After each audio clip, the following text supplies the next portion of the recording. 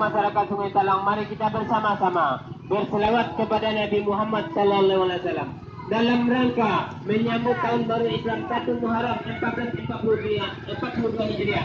Mari kita banyak-banyak berselawat kepada Nabi Muhammad sallallahu alaihi wasallam. Mudah-mudahan kita sebagai masyarakat Kajarangan Sungai Talang mendapatkan syafaat beliau di yaumil mahsyar nanti. Amin. Amin. Ya rabbal alamin.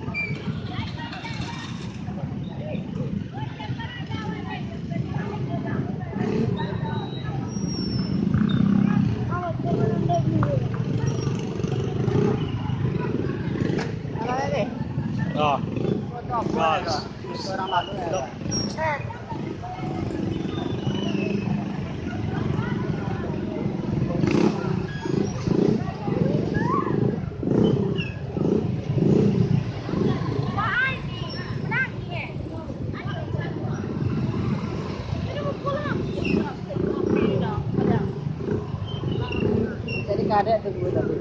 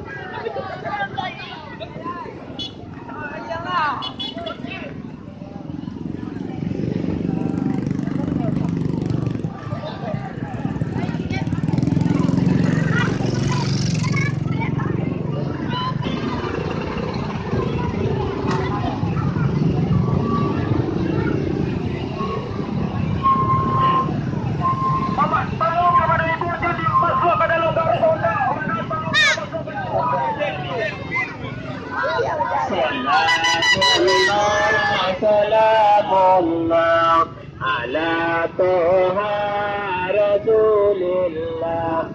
Salatullah salamullah ala Yasin.